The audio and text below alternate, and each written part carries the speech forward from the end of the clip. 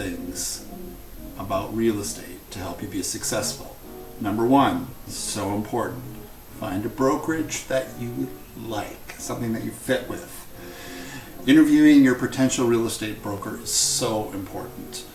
Prepare questions not just about fees, but about culture, required meetings, benefits, anything else that's important to you.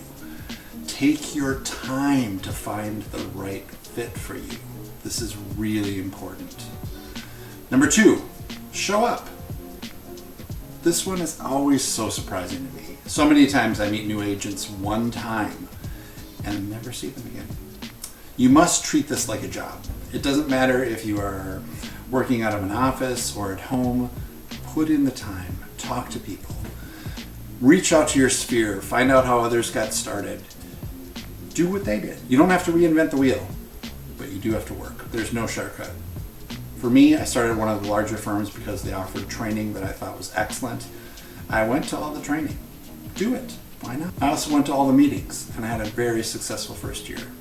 I can remember a lot of times people starting after I did and saying, oh, I'm going to catch up to you and I'm going to, beat your numbers. And then they didn't show up. It's so strange. Number three, set goals.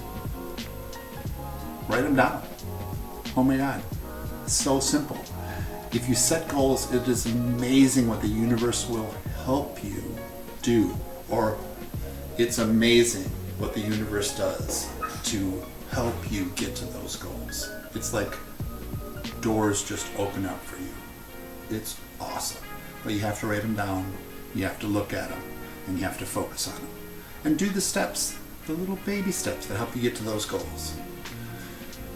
Number four, find a mentor. Find somebody who's doing it the way you want to do it and ask them questions.